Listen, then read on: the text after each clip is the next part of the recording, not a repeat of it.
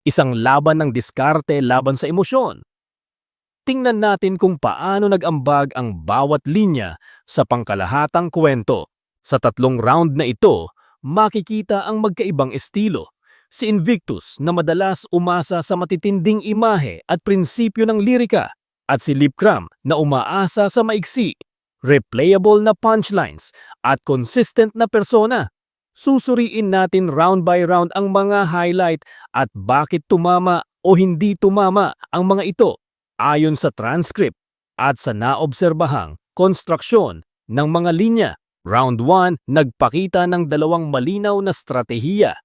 Si Invictus nagtatag ng tema ng pagiging tunay at marahas na pagbabanta, samantalang si Lipcram nag-focus sa compact punches, puns, at persona-focused insults. Pareho silang umaasa sa delivery para tapusin ang epekto ng mga linya. Bibigyan natin ng pansin kung aling estilo ang nagbigay ng mas konsistenteng line-to-line payoff. Bubuksan ni Invictus ang malakas na banta. Masagad puwersa pagbunggo! Maghihingalo ka sa ending! Diretso itong nagtatayo ng marahas na imahe. Kung malakas ang paghahatid, pwedeng mag-generate ng malakas na crowd effect. Dito, ipinagtanggol niya ang kahalagahan ng lirika. Pero pag lirikal, inalis na, wala ng puso dyan ng hip-hop! Pinaposisyon nito ang sarili bilang tagapangalaga ng art. Strategic para sa mga tagahanga ng lirikalidad pero hindi agad crowd punch. Isang pag-atake sa kredibilidad ng delivery ang susunod. Tas mananalo sa replay tsaka sa video. Sinusubukang tanggalin ang bigat ng performance ng kalaban sa pamamagitan ng pag-aakusang umaasa lang sa replay at visuals. In-escalate niya ang metaphor para tapusin ang sequence. Di ka lang basta tinungtungan niya nilang paso pat tinuldo ka. Nagbibigay ito ng visceral punctuation sa argumento ng pagkawasak ng kalaban. Epektibo kapag malinis ang paghahatid. Ngayon, isang compact at crowd-friendly punch mula kay Lipcram. O pwedeng carry na sa downtown, nagpa-practice kang mag-sunlight, kahit mag-blond ka man o ash brown, pupunuin kita ng highlights. Madaling naintindihan at may double meaning na tumama agad. Bagay na madaling ma-replay ng audience. May multi-line pun siya na nag-uugnay ng hitsura at tugma. Accent game! Dati kang long back naka-ash brown, habang sa stage nag-aangas. Kaya pala extended mga rhymes niyan, sa extension salon siya madalas. Scheme-based humor ito na nagbubuo ng imahe laban sa kalaban at nag-aambag sa consistent na kontrol ng round. Isang simpleng deflation punch ang susunod. Kahit ilabas mo sungay mo, parang inabutan mo ako ng toothpick. Pinapaliit nito ang banta ng kalaban sa isang malinaw at madaling makita na imahe, epektibo sa live na setting. Isang mabilis at matalim na visual insult ang papakinggan. Tang ina mo ka ng lolo, suot forever 21. Diretso at madali ulitin. Tinatamaan nito ang stage presence at hitsura ng kalaban. Dito, nireboot niya ang ipinagmamalaking lakas ng delivery ng kalaban. Gaano man kahusay mag-deliver, di ako naging believer. Nilalabanan nito ang pangunahing selling point ng kalaban sa pamamagitan ng pag-minimize sa halaga ng delivery. Pangwakas na boss na naglalagay ng historical framing. Usapang final stall malinaw, number 1 sa kasaysayan, yung palitan pang patayan, habang 3 months nyo nasayang, ganun. Malaking deklarasyon ng reputasyon at superiority. Kung suportado ng performance, pwedeng makaimpluwensya sa hatol. Verdict. Si Lipcram ang nakakuha ng round 1 sa malinaw na panalo. Ang desisyon ay dahil mas malinis ang punch-to-punch construction at mas consistent ang persona at payoff. Si Invictus may magagandang temang lirikal pero medyo hindi pantay ang mga linya at marami ang delivery dependent. Round 2, nagpakita ng Invictus na lumapit sa blunt personal attacks at isang di inaasahang redemptive pivot, habang si Lipcram nag-develop ng domestic holo theme na may konkreto at lokal na analogies. Muli, parehong nakadepende sa delivery ang ilang linya. Susuriin natin ang clarity at direktang epekto ng mga argumento. Nag-shift papunta sa mas poetic na imahe si Invictus dito. Pagkat oras natutunaw, paglumbayang ng alila, tsaka kusang nalulusaw parang luha ng kandila. Ipinapakita nito ang lyrical range at nakaka-contrast sa aggression. Mabisa kapag may tamang cadence at sincerity. Isang redemptive pivot ang susunod. Hindi pangkaraniwan sa battle context. Ngayong hangad ko na panalo ay manalo ka sa buhay. Ang pagbati na hangarin ang tagumpay sa buhay ay nakakabawas ng agresibong tono at pwedeng mag-disarm kung totoo ang delivery. May direktang at matinding paratang dito.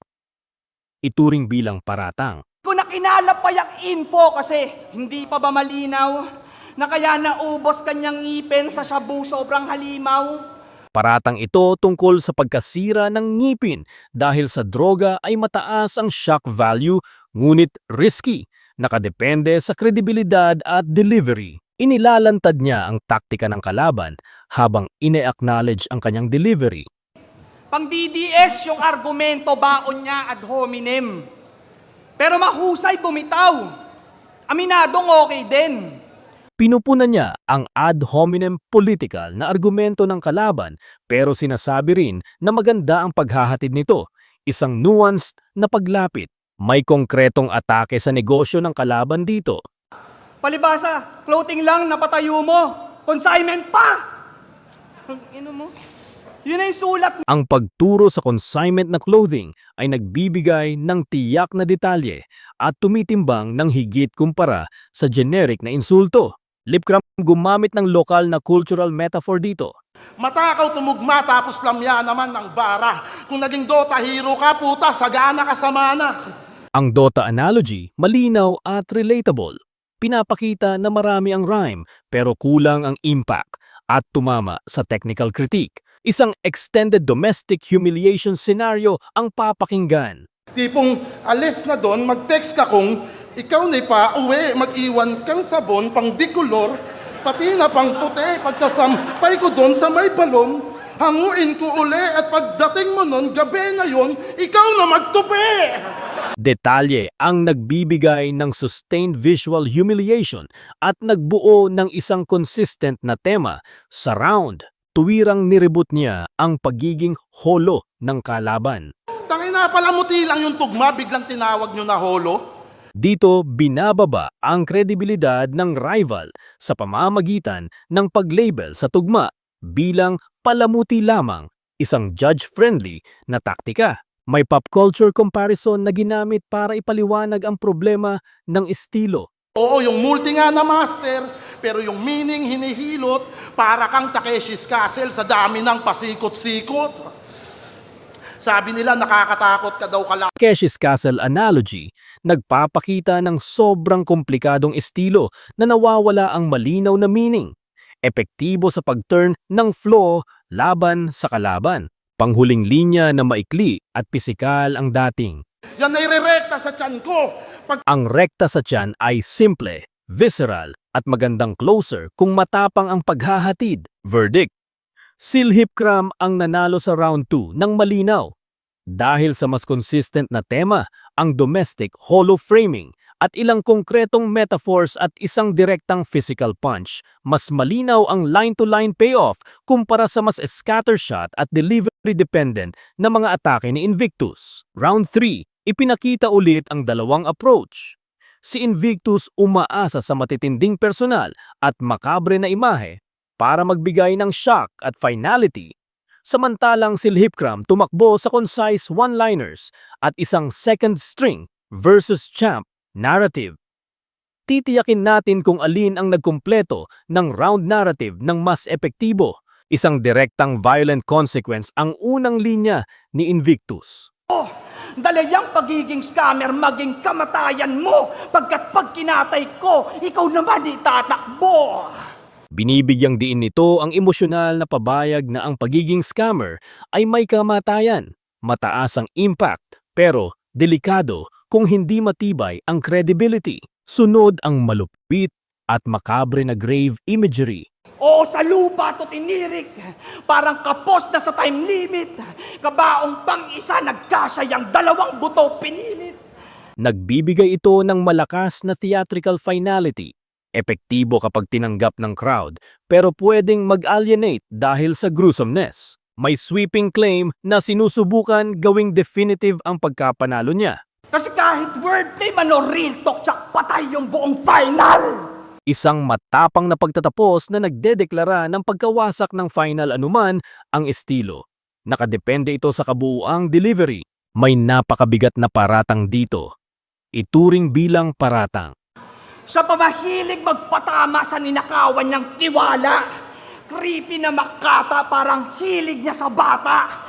Paratang ng predatory tendencies laban sa bata ay sobrang seryoso at may malaking risk na mag-backfire kung walang ebidensya. Delikadong taktika. Isang konkretong humiliation image ang papakinggan ngayon. Mawala man yung tama ng alak ko, uwing mo kang basag. Simpleng imahe ng pag-uwi na basag. Maliit pero nakakabitidang insult na madaling maunawaan. Lipcram nag-drop ng sports analogy na may layuning ibaba ang kalaban. Kaya parang Dennis Rodman na laging technical yung pen game. Kampiyon daw na lyrical pero di natural yung kanyang A-game. Yung Dennis Rodman analogy nagtuturo na technical pero hindi natural ang A-game, isang layered at epektibong character jab. May name drop na ginagamit para mag-elevate ng contrast. si Enigma yung kampiyon tapos yung premyo inuwi mo? Magulang. Pagbanggit kay Enigma, nagdadagdag ng status contrast at pinapaliit ang kalaban sa mata ng crowd. Isang maikli at brutal na closing tag ang susunod. Mabuhay ka na lang bilang anino, di mo kayang humigit o sila Ang mabuhay bilang anino ay direct at madaling i-replay. Perpektong closing line para sa audience recall. Isang dramatikong panghuling pahayag para tapusin ang round. masakit ang totoo, wala na diyang makakalunas. Sa Nagbibigay ito ng sense ng irreparable defeat. Simpleng linya, pero may emosyonal na timbang bilang closer. May structural rebuttal na nagpapatibay ng status play.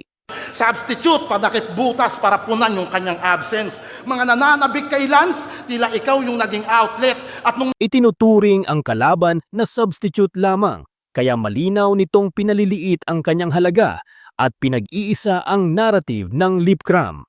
Verdict. Si Lipcram ang kinuha ang round 3 ng malinaw. Sa pangkalahatan, mas naipon niya ang momentum gamit ang mga short crowd-friendly one-liners at isang consistent status angle.